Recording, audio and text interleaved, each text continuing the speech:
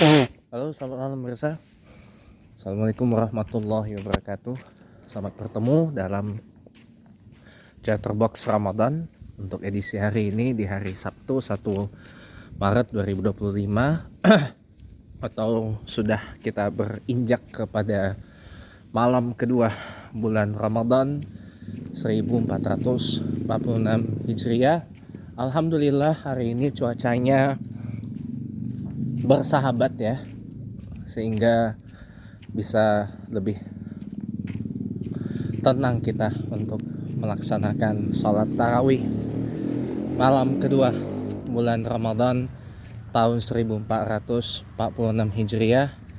Setelah kemarin kita melaksanakan sholat tarawih perdana pada bulan Ramadan 1446 Hijriah dengan cuaca diguyur hujan sebelum tarawihnya, dan alhamdulillah ya, walaupun mayoritas wilayah Indonesia tidak dapat melihat hilal, tapi alhamdulillah kemarin di Aceh ada 2 orang saksi yang telah disumpah ya, karena telah menyaksikan hilal, jadi kesaksiannya absah ya dan sahih.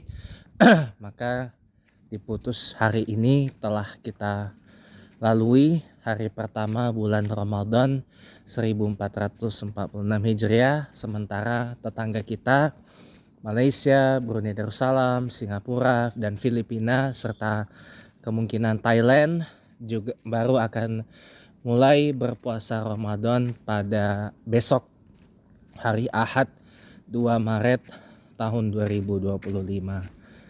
Ya, tidak apa-apa, yang namanya perbedaan itu adalah hal biasa ya. Jadi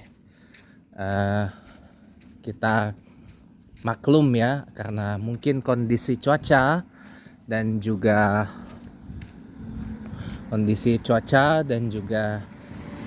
elongasi yang tidak ternampak ya, tinggian yang tidak ternampak di wilayah Malaysia, Brunei dan Singapura, maka jadinya besok baru berpuasa Ramadan. Tidak apa-apa ya. Malam ini teman-teman saya bakal ya ngimam taraweh di tempat saya biasa ngajar, di Rawapapan Atas ya. Dan mungkin akan begitu untuk seterusnya. Setelah kemarin saya ngimam salat taraweh pertama itu di Mushola Polsek Pesanggerahan. Karena katanya udah ada orang yang diberikan amanah untuk ngimam sholat taraweh di Mushola Polsek Pesanggerahan oleh Pak Suharyanto. Pak Suharyanto itu staf humas di Polsek Pesanggerahan. Iya. Jadi memang beliau staf dan mungkin juga beliau tuh sudah senior dan pangkatnya juga tinggi, dan kelihatan dari rambutnya sih, kelihatannya dalam beberapa waktu lagi sih akan pensiun ya dari kepolisian. Kalau polisi saya nggak tahu usia pensiunnya berapa ya. Saya kasih tahu saya ya. Biasanya sih kalau polisi itu 58 ya. Ya 58 sepertinya, 58 tergantung ininya ya kali ya, nggak tahu sih. Coba tolong kasih tahu saya, soalnya saya nggak tahu usia pensiunnya polisi itu umur berapa gitu loh ya. Ya kelihatannya sih beliau sebentar lagi sih ya, dalam beberapa waktu ke depan mungkin akan pensiun ya, mungkin gitu ya. Tapi beliau tinggalnya jauh ternyata, di Parung. Iya. Di Parung tapi kerja di Polsek Pesanggerahan. Dah, cuman kayak mana tuh? Logik dari mana tuh? Ya namanya juga polisi ya. Nama polisi itu pasti akan dimutasi ke wilayah tugas manapun gitu loh. Ya kan? Iya. Iya, sama kayak TNI. TNI itu juga pasti akan dimutasi ke manapun oleh negara gitu loh. Ya, meski taruhlah gini, kita punya rumah di Jakarta, tapi kan kita nggak selamanya nugas di Jakarta aja atau di Kodam Jaya aja. Kalau TNI kan di Kodam Jaya tuh nggak melulu di Kodam Jaya kan, bisa aja tiba-tiba kita ditugaskan di Kodam Sriwijaya atau Kodam Siliwangi, ya kan. Kodam Sriwijaya itu Sumatera Selatan, kalau Kodam Siliwangi itu Jawa Barat. Saya taunya itu. Iya, bisa aja. Atau sama, kita punya rumah di Jakarta, kita nggak selamanya kerja di Polda Metro Jaya, bisa aja tiba-tiba kita dapat mutasi ke wilayah lain. Bisa aja kita ditugaskan di Polda Jawa Barat, di Polda Jawa Tengah misalkan. Itu kalau polisi itu kayak gitu, teman-teman. Kalau polisi itu kayak gitu, ya sama kayak TNI. Saya ngerti lah kalau yang gitu-gitu, saya mah ngerti. Iya, gitu. Nih alhamdulillah ya.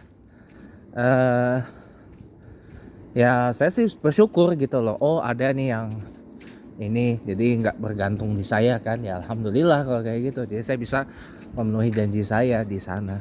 Gitu. Jadi ya kemarin ada beritanya seperti itu. Dan mudah-mudahan hari ini datang orangnya.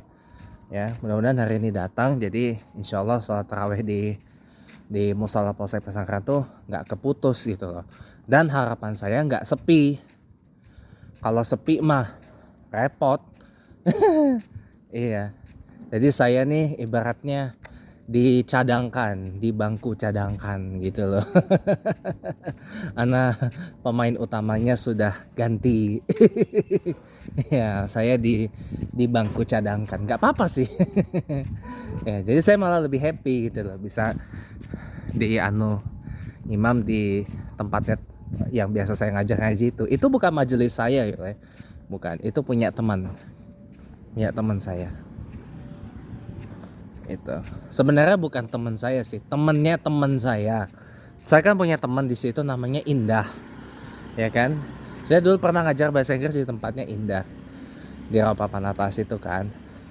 Nah cuman yang bersangkutannya wes rabi, sudah nikah, ngikut bojonya, ngikut suaminya ke Turkiya. Pindahlah dia ke sana, menetaplah dia di sana. Rumahnya yang itu dijual. Saya tanya ke agennya, tanya buka harga berapa, belum direspon sampai hari ini. Gitu. Lah, ngapain nanya? Ada yang bilang, ngapain nanya? Lah, insya Allah saya beli. Buat apa? Buat itu, ngeluasin musola itu. Jadi ya kita punya musala yang punya majelis yang lebih representatif lah gitu, yang lebih representatif dan lebih mudah-mudahan bisa lebih hidup gitu loh ya, kita anukan syiarnya gitu loh.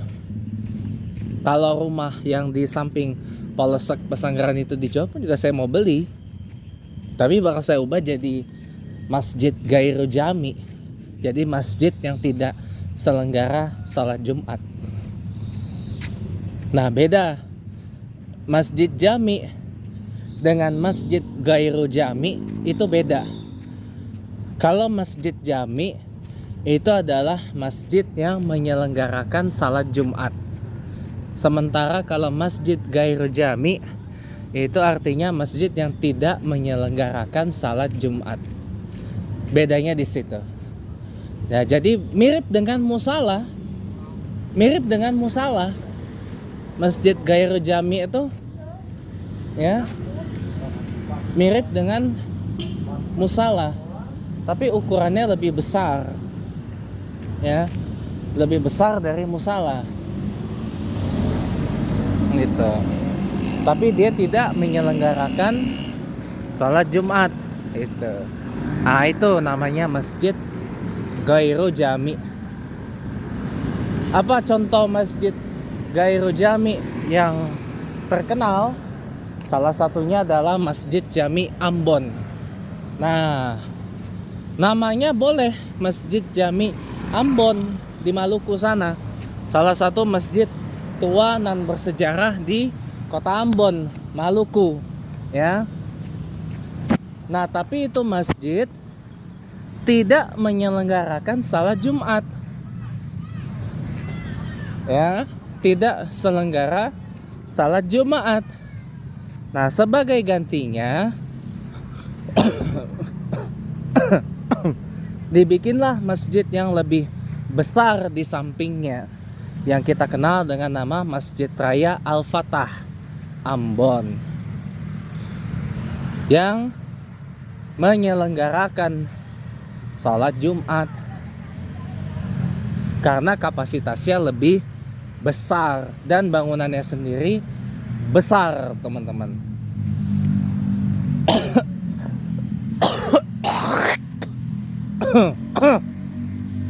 Dan itu juga sekaligus menjadi masjid terbesar sepulau Maluku. Itu, teman-teman. Kalau ditanya, Pak, Masjid Jami Ambon masih dipakai salat enggak? Masih. Masih, tapi hanya sebagai masjid untuk sholat biasa. Itu loh. Masjid sholat biasa. Ya tadi Masjid Ghairu Jami tadi. Sementara kalau Masjid Raya Al-Fatah itu yang menyelenggarakan sholat Jumat gitu. Iya. Jadi kalau memang kalau sholat Jumat itu minimal jemaahnya harus besar, nggak bisa kecil. Gitu. Nah, di Indonesia ini menurut klasifikasi masjid dari Kemenag atau Kementerian Agama, ya.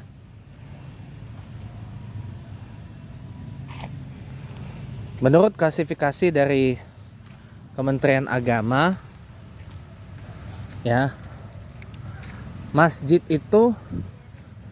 Jami itu adalah masjid terbanyak yang ada di Indonesia. Ya. Karena Masjid Jami ini adalah boleh dibilang masjid tingkat yang paling kecil. Gitu, dibandingkan dengan di atasnya. Di atasnya ada Masjid Negara.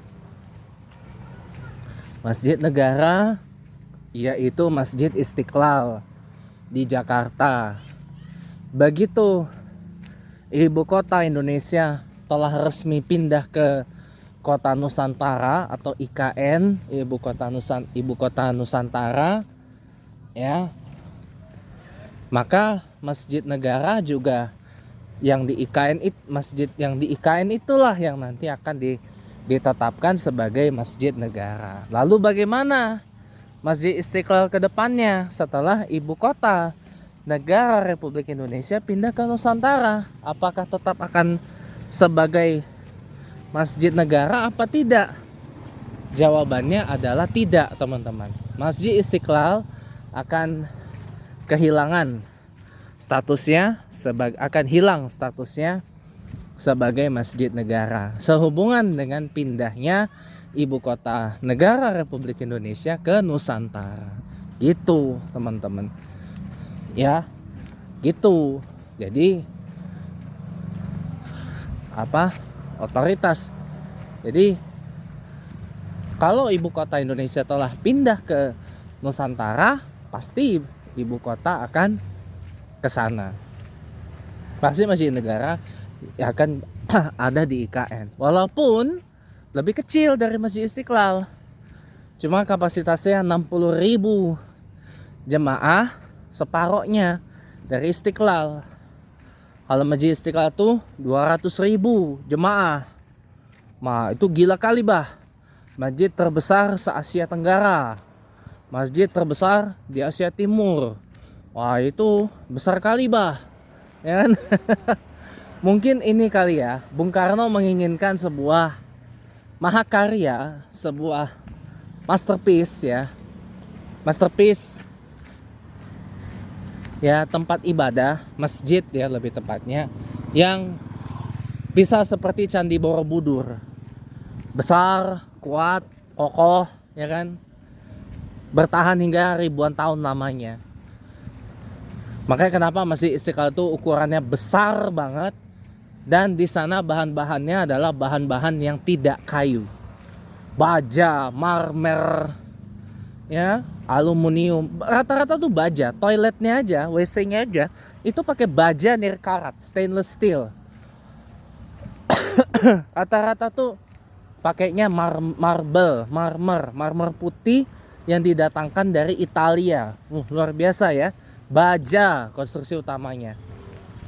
Nggak ada pakai kayu apa segala macam. Nggak. Pakainya baja. Baja. Itu. Kayaknya baja. Jadi gitu, ya. Makanya kokoh. Nah, kalau yang di IKN ini saya tidak tahu pakai bahannya apa. Ya, tapi kalau Masjid Istiqlal itu buat saya adalah masjid yang tidak terlupakan gitu loh. Banyak cerita dengan Masjid Istiqlal itu. Waktu saya kecil, saya sholat Id di sana, hilang sendal. Waktu Ramadan tahun berapa itu? 2013 apa ya? HP saya zaman yang Sony Ericsson hilang. Ya. Hilang. Pernah saya hilang HP. Hilang. Tapi ada juga momentum yang di luar kedukaan itu, ada momentum yang saya nggak pernah lupa, yaitu ketika awal Profesor Kiai Haji Nasaruddin Umar diangkat sebagai imam besar. Oke, ada kereta lewat tadi. Ketika awal Profesor Kiai Nasaruddin Umar diangkat sebagai imam besar Masjid Istiqlal tahun 2015, menggantikan Allahyarham Profesor Kiai Haji Ali Mustafa Yakub ya pada waktu itu. Ya. Saya dapat kesempatan langka bisa mewawancarai beliau. Dan pada saat tahun pertama beliau diangkat imam besar Masjid Istiqlal dengan segala pencapaian yang, mohon maaf ya, saya nggak bisa ngomong gitu loh. Kalau pencapaiannya sih saya pikir no debat ya. Capaian beliau selama berapa tahun ya? Selama sorry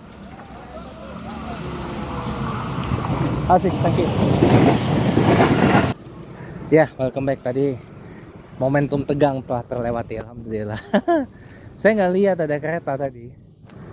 Nah, saya nanti akan ngomong masalah kereta ya teman-teman ya, karena ada komentar sedikit lah. Sekarang ini oke ya, itu nanti kita bisa bicara nanti ya. Arang gini teman-teman ya. Oke lah, sekarang KRL Komuter Lain Indonesia, terutama yang Jabodetabeknya ini, membaik lah dari sejak pelayanannya disatuin sejak tahun 2011 ya, oleh PT Kertapi Indonesia atau KAI ya. Jadi membaik, oke lah, membaik gitu loh, membaik. Dan apalagi kita kedatangan armada baru dari Tiongkok, dari China, dari CRRC, China Railway Railcar Corporation, CRRC katanya gitu ya.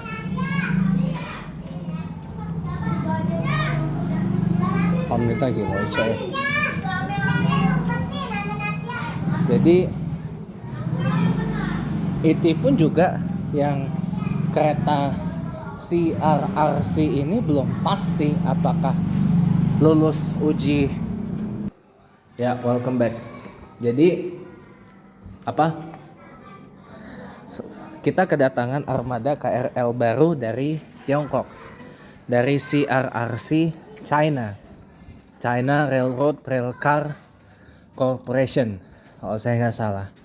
Tepatnya dari pabrik di Qingdao, ya, atau orang bilang CRRC Shifang.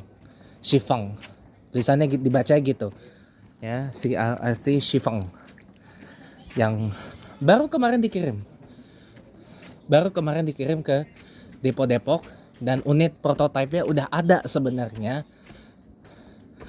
Cuma ini lagi uji sertifikasi agar bisa dinyatakan layak beroperasi di Indonesia. Karena satu, badan keretanya itu jauh lebih besar daripada KRL yang ada.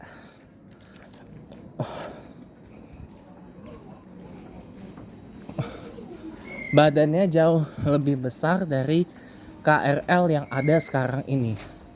Dia, kalau saya pakai bahasanya Airbus, dia ini extra wide body.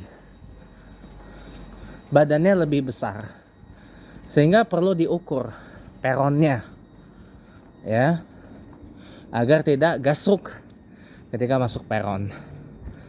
Nah, ini adalah peralihan, teman-teman. KRL CRRC Qingdao Shifang ini tuh peralihan.